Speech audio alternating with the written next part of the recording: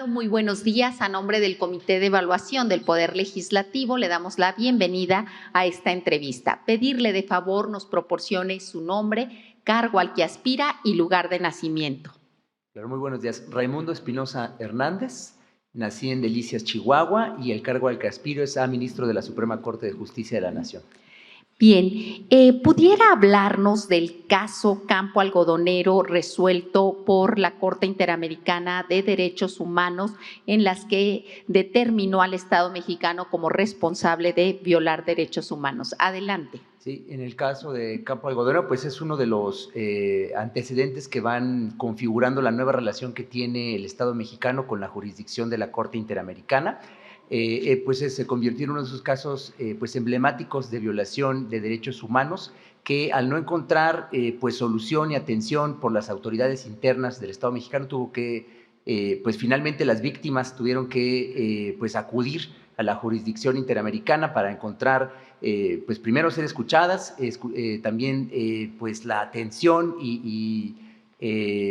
pues si bien no la justicia por la complicación del asunto, sí de alguna manera cierta reparación, ¿no? Y el impacto del caso pues fue para el caso del Estado mexicano, pues es el carácter obligatorio que asumen las sentencias de la Corte Interamericana.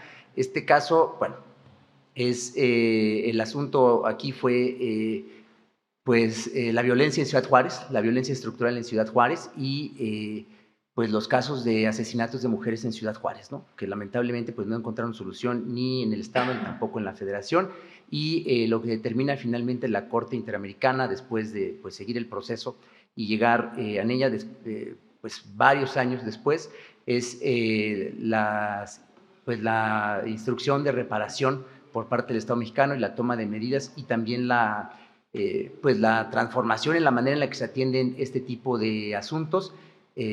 Fue muy importante también para darle pues visibilidad y que el Estado mexicano pues asumiera la responsabilidad por lo que estaba acaeciendo en el estado de Chihuahua, particularmente en Ciudad Juárez. Bueno, después de este asunto y en la consolidación de lo que ha sido la jurisdicción de la Corte Interamericana en relación con asuntos en México, sirvió también para prevenir y que se tomaran otras medidas, pues en otros casos, porque no fue el único que sucedió en Ciudad Juárez, ¿no?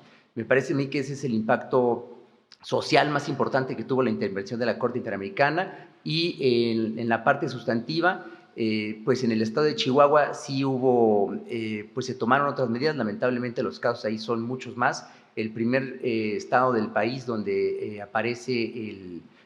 empieza a operar el sistema penal acusatorio y donde incluso se legisla en materia de feminicidio propiamente con ese tipo, se identifica así, pues es precisamente Chihuahua y tiene que ver pues con la gran denuncia social que se va presentando en diversos casos y particularmente pues que es el que llega a la Corte Interamericana.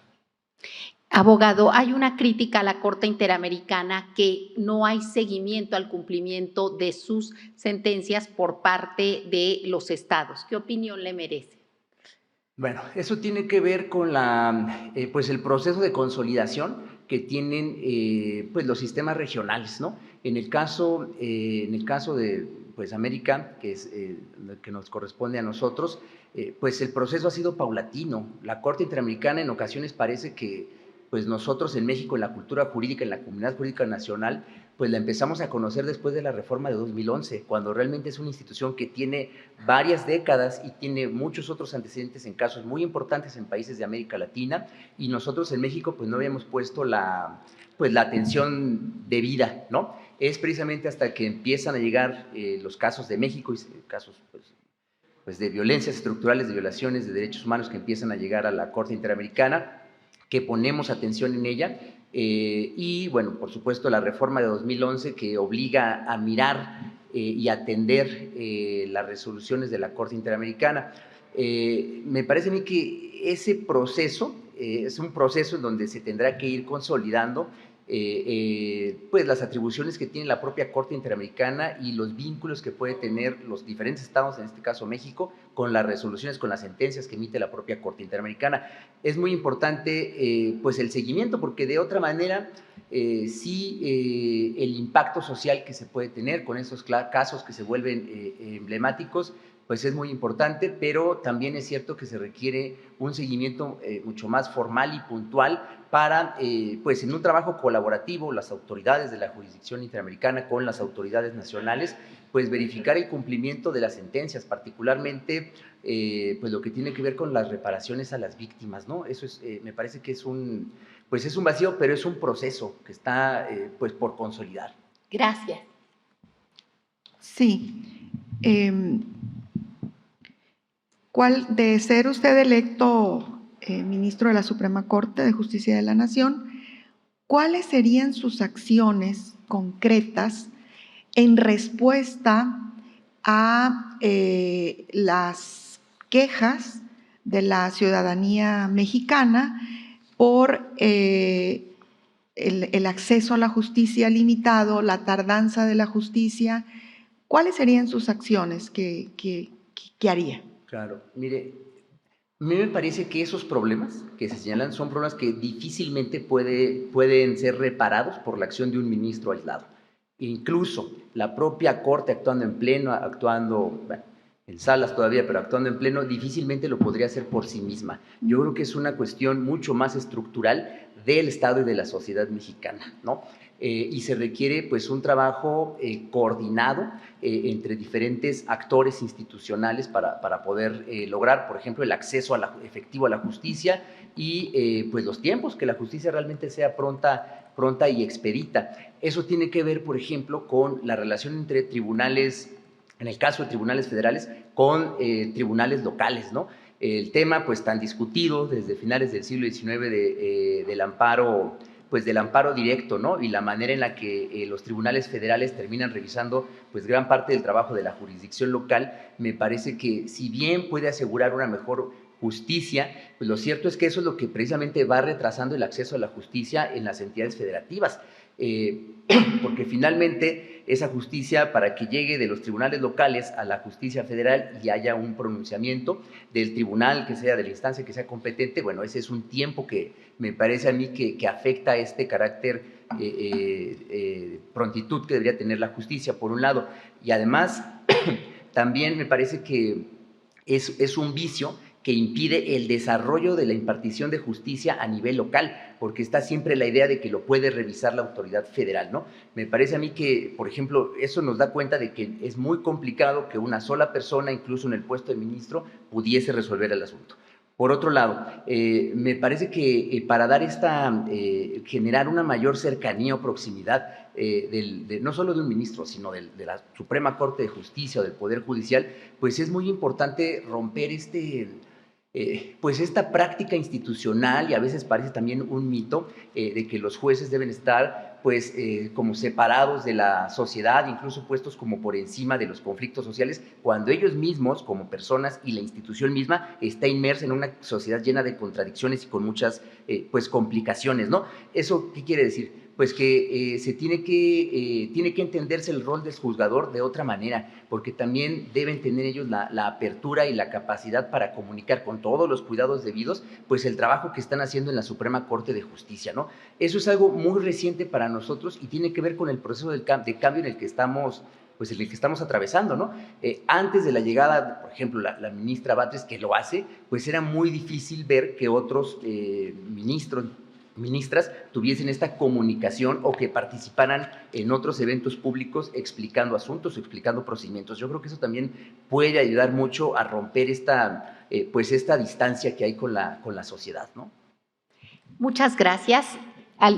Adelante, por favor. Tenemos tiempo, brevemente.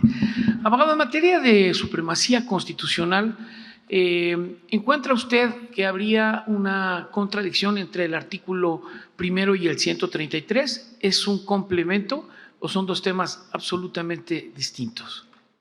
Ahí lo que habría que entender es que son dos artículos que aparecen en el constitucionalismo mexicano en dos momentos muy diferentes de la historia, ¿no?